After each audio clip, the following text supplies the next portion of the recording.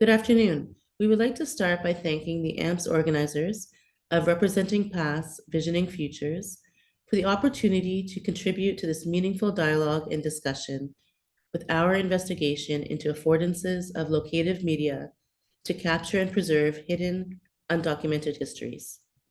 I'm Sadi Amir, Associate Professor of English at Virginia Commonwealth University in Qatar. I'm Dr. Diane Derr, Associate Dean for Research and Development, also at Virginia Commonwealth University in Qatar. Understandings of histories of place rely by default on available technological developments and the prevailing communication media forms and modes of their respective time, albeit in written texts, paintings, printed text or illustrations, photographic, film, or video imagery, and of course, many other modes of representation.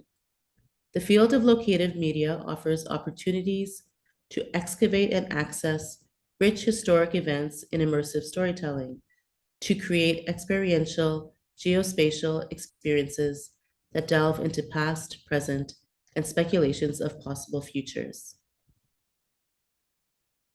We perceive place as a singular experience in space.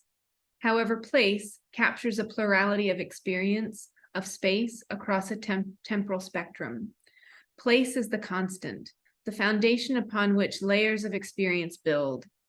Over time, place captures countless histories and experiences, leaving layers of diverse indicators, markers, and residue. On the island of Kefalonia, a person may see a brick wall and a dried-up well in a nondescript field. What is not revealed are the personal stories derived from the place, for example, the massacre that unfolded decades prior. The consideration of how to capture the lived experience of place must be met with an ability to ensure that what is being captured is authentic and from the community itself. With developments in technological infrastructures and increased accessibility to technological tools, such as the now ubiquitous smartphone, communities may have increased agency in capturing their lived experience in a more inclusive and equitable future. In September of 1943, during World War II, approximately 5,200 Italian soldiers were massacred on the Greek island of Kefalonia by Nazi troops. Beginning in 1940 and 1941, Nazi and Italian troops began their occupation of the island. Following the Italian surrender to Allied forces, the massacre of the Aqui Division occurred during a one-week period. This massacre had previously been credited as one of the largest ever prisoner of war massacres in recent history. The massacre had a powerful impact on both the native residents of Kefalonia as well as the Italian people. However, the resulting narrative to document the massacre did not address or encapsulate the magnitude of this significant and highly influential event. This was presumably due to a number of elements, including a lack of acknowledgement by German forces that the Aqui Division massacre took place, as well as an inclination from the Italian government to keep the massacre quiet for political relations. Nonetheless, the residual impact of this event on the island's identity remains palpable. Its presence is felt through generations. The goal of the wider research project, Configuring Comos, Narrative Event, Place, and Memory, has been to investigate ways in which to capture and integrate this piece of cultural history, which, due to the limited documentation, is at risk of erasure. This participatory-based research has focused on collecting the stories, memories, and insights of the survivors and the descendants of the Aqui Division massacre, with the goal of capturing and preserving the experiences, perspectives, and thoughts of participants. Beginning in October of 2019, a series of interviews were conducted with community members of the Greek and Italian communities based in Kefalonia. Interviewees included both witnesses of the massacre with direct childhood experience and descendants of those involved with familial and collective memory. In addition to sharing their personal experiences and family stories, interviewees contributed their knowledge to determine sites of significance on the island associated with the massacre, as well as collective stories about the artifacts of war. Extracted from the interviews were 5 sites of significance and accompanying oral stories. The sites of significance included Agia Bavara, Argostoli, Dilanata, Pulata, and Troinata. As place, the sites of significance act as vehicles capturing the human experience of the event. These sites of significance appear banal, an olive grove or a dried up well. There are no commemoration markers of the massacre sites, no available documented interviews, and no markers of the mass grave sites. However, these locations are places of immeasurable complexity, layered with meaningful history to the communities involved, as well as the population at large. The event is deeply embedded in the island's identity. The absence of documentation for this complex event is noteworthy. The emergent tools of locative media and augmented reality offer unique opportunities to excavate, unpack, and bring to the forefront of public record historic events on the brink of erasure. Locative media, in its evolving technological infrastructure, enables the public to be physically present and connect to the tangible place of an event's occurrence. It facilitates an ability to, as Michel Delange describes, to induce us to reflect on ourselves in spatial terms.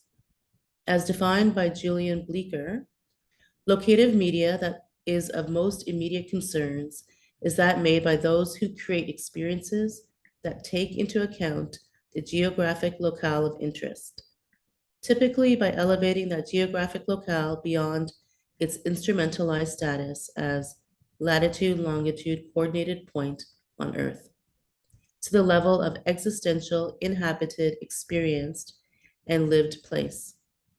These locative media experiences may delve into the historical surface of a space to reveal past events or stories, whether fictional, confessional, or standing on consensus as factual. Locative media experiences may also cross space, connecting experiences across short or long geographic, experiential, or temporal distances. At its core, locative media is about creating a kind of geospatial experience whose aesthetics can be said to rely upon a range of characteristics ranging from the quotidian to the weighty semantics of lived experience, all latent within the ground upon which we traverse. When coupled with augmented reality, both DeLange and Bleeker's characterizations invite us to consider the latent potential of locative media as a political act of resistance. While tethered to a physical space via locative media, augmented reality has the potential to then invite the public to experience hidden, unrecognized, or previously lost moments of the lived human experience of the event. The overlay of digital information, albeit visual, auditory, or text-based, within the physical environment can enable a subversion of institutionalized hierarchies and recognition of invisible or hidden experiences. The use of locative media enables a grounding of the viewer in the sensory experience of place with the sensation of the wind, the smell of the air, touch of the grass, and the sights of the shifting urban and rural environmental elements. Infusing the space with layers of previously uncaptured, hidden, and displaced information can facilitate a temporal, spatial reflection of the lived human experience, integrating past histories with physical, sensorial experience of the present. The mobile app Embido, developed from this research, employs locative media and augmented reality to create immersive spatio-temporal experiences across the island of Kefalonia.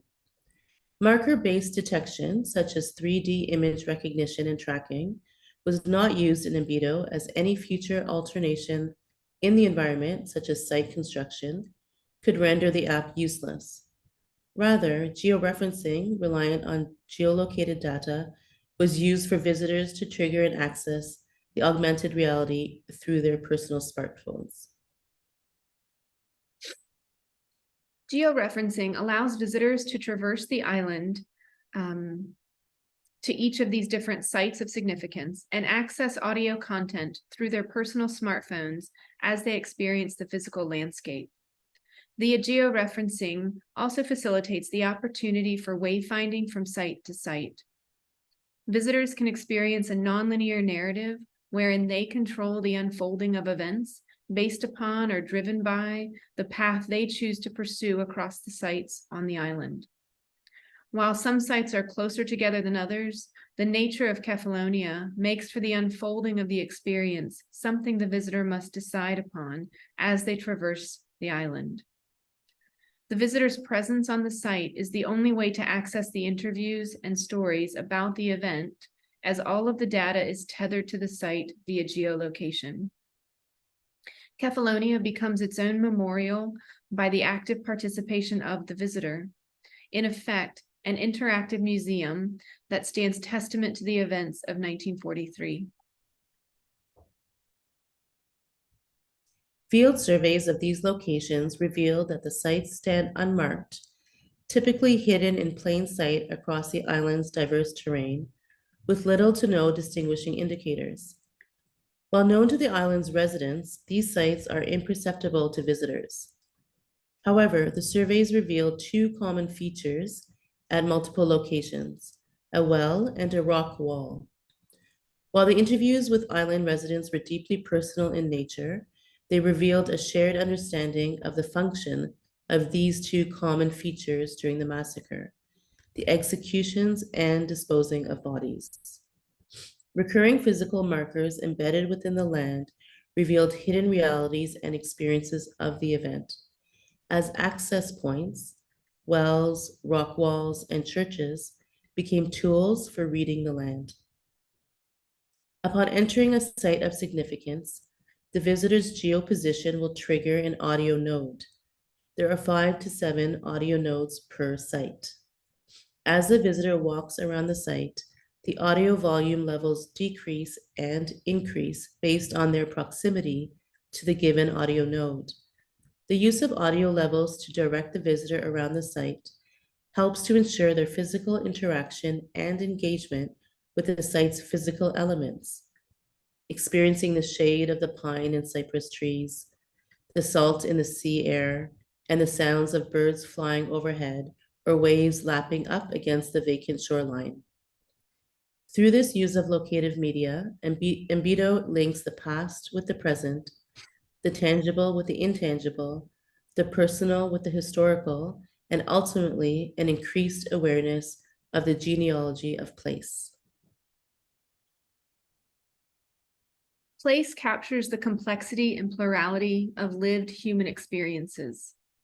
Emergent technology and tools, such as locative media, may afford a process of unearthing, collecting, and revealing experience of place. The potential opportunities afforded through locative media offer the ability to capture, acknowledge, and preserve hidden, undocumented counter-narratives and vulnerable histories. Embido explores how we can interact with a physical space through an integration of its intangible past into its evolving present. One aim of this project addresses the potential of how this mode of representation can enable media markers to visualize and approach place and community through site-specific, context-aware, participatory technology. Thank you for your time today. Thank you.